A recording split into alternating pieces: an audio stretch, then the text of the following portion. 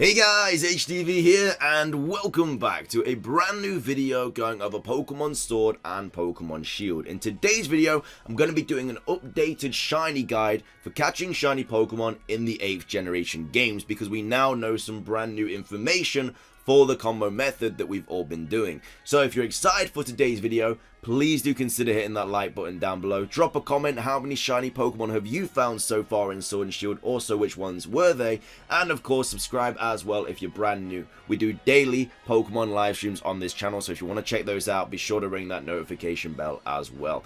With all of that out of the way though guys, let's get into the video, and I really hope that you enjoy. So, starting things off, I'm going to do a quick rundown on what this method actually is. I did do a shiny hunting guide not too long ago. I'll link it in the description down below that does go over this method in a lot more detail. But because of the new information that I did want to include in today's video, I'm obviously just going to do a quick basic rundown. So, starting things off, what is this shiny hunting method? Well, it doesn't even have a name. I'm just calling it kind of like the combo method, because that's basically what you're doing. So starting things off, what you need to do is basically defeat 500 of the same Pokemon. I'm going to show you Roly-Coly, for example, because I'm there and it's right there in the Pokedex. So as you can see, I've defeated 999 of these. But when you hit 500, that's when you can get the max odds for this method. So all that number battled is every single Roly-Coly that you've either defeated or caught. So every single time you do one of those two things, it will add a number to that. Obviously, it's easier to defeat them because it's not as expensive as spending all that money on Pokeballs. So anyway, once you have defeated 500, the next part of the method is the chaining part. And what that is, it's either catching or defeating another 25 plus Pokemon. So for this example, it would be Roly-Coly. So what would I would have to do is just run into 25 Roly-Coly and defeat or capture them. I definitely advise defeating them because catching just takes forever and you're going to have to use all that box space and it's going to spend money on Pokeballs and stuff. So as you can see, I'll just quickly destroy this Roly-Coly and then boom, it's dead. That would count as one. So I got to do another 25 because it's 25 plus, so it's basically 26. But something that you probably should just do straight off the bat is just turn battle animations off. I should have said that earlier, but yeah, turn battle animations off. It's going to save you so much time. Just go into your options, battle effects, turn it off, because if you're destroying over 500 Pokemon, it's going to spend a lot of your time, especially if you're watching an animation every single time you battle them. It takes its time. So, the next part of this method that I want to go over is what breaks the chain. A lot of people are unsure about this. So, from what I've gathered from my evidence, is that breaking the chain only occurs if you defeat or catch another Pokemon, or if you just turn off the switch. Yeah, because it's just going to not remember your chain. The things that won't break the combo is if you run into a different Pokemon. That is fine, just run away from it, you're all good. You can go to the Pokemon Center and heal, that is absolutely fine. You can put your switch in sleep mode, that's absolutely fine, no problems there. And that's basically the things that a lot of people do ask. You can, I think, run away from the Pokemon you're comboing. So let's say I run into a Roly-Coly here. I think that you can run away. I like to play it safe and just keep defeating them over and over again, but people have found success by running away. Like I say, it's up to you. I don't like running away, I just keep defeating them. Yeah, it adds a little bit more time, but I've got 3 shinies doing this method, and this is what I've been doing every single time, so I know that this method works. So, that's basically the rundown of the shiny hunting method. So, what else has been added? Well, I'm so glad you asked. So first off is the odds. We now have the confirmed odds for this method, and this is on Cerebi.com. I will link this in the description down below if you do want to take a look at it, but these are the odds for this shiny hunting method. So as you can see on the left here, it says number of Pokemon battles. It ranges from 1 to 500. The 500 is what I showed you earlier, where it says in the Pokedex number battled. So that's that number, that's basically what it means. And then the bit at the top is basically the chance with chain count. That's what the other part of the thing I was telling you about, where you have to basically defeat or catch 25 plus in a row. So if you battle 1 and then you obviously get a chain of 1, it will be a 1.5% chance of having a 1 in 2048.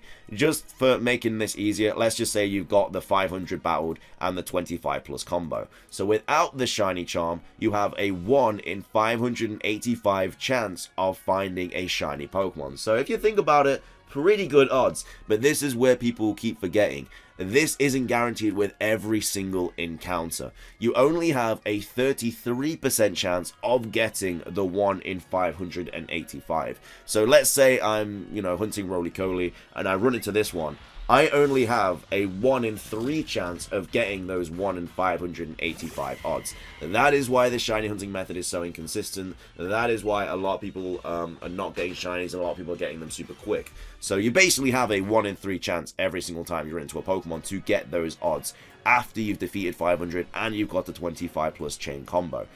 So with the shiny charm though, it's obviously 1 in 455, which is obviously a lot better than the 1 in 585, but again, you only have a 33% chance again of getting that 1 in 455. So obviously the shiny charm does help. It always helps in every shiny hunting method regardless of what you're doing, but at the end of the day, this is why, as I said, it is still quite an inconsistent method, because it's constantly like you're getting the 1 in 3 chance. Yes, you could do 3 roly-colies and get 3 times the 1 in 585, but that's still not going to guarantee you a shiny, because it's only a 1 in 500 a chance of getting the shiny. So that is why people are going over so max odds and so many thousands of these Pokemon, because maybe they're just not getting the 1 in 3, maybe they are and just not getting the shiny. It's just kind of how inconsistent this method is. Not only that, though, we have also discovered that there are now more sparkles in the Pokemon Sword and Shield game. So there's 2 different types of sparkles now, and one is much more rarer than the other. So again, this is still on Cerebi. It says, in Pokemon Sword and Shield, there are 2 kinds of shiny animation variety. There's the traditional stars with a new effect featuring spinning squares. To get the different effects is quite simply explained as random chance. So with breeding Pokemon, static encounters, and max raid battles, when you encounter a shiny Pokemon, it will have a 15 out of 16 chance of being a Pokemon with the star sparkle, and a 1 in 16 chance of having the square sparkle. However, due to a programming quirk, at time of writing, when you encounter a shiny Pokemon as a standard wild encounter, this is essentially inverted, with a 4,095 out of 4,096 chance of the Pokemon having the square sparkle, and a 0.9375 out of 4,096 chance of it having the stars one when encountering a shiny Pokemon.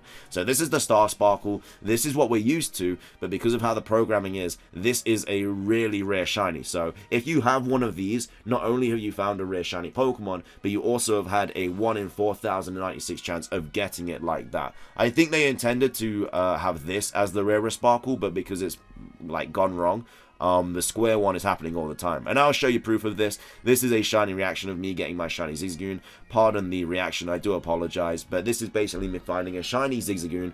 I start going crazy, as you would when you find a shiny, because they're very rare in this game. And as you can see right there, they were square sparkles. I will just rewind that for you again, just so you can watch it.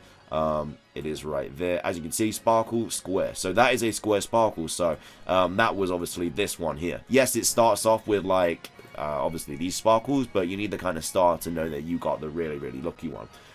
So that's basically everything new about this shiny hunting method. The main thing that I made this video for is that we now have the odds. We didn't have this last time. Well, we kind of did, but it was all over the place. A lot of people thought it was like a 1 in 1,300 chance, which, to be fair, it feels like that a lot of the time, because obviously people are going over thousands and thousands of encounters for these Pokemon. But it all just kind of boils down to this 33% chance. This is the problem people are having. And there's nothing we really can do about it. It's just the shiny hunting method.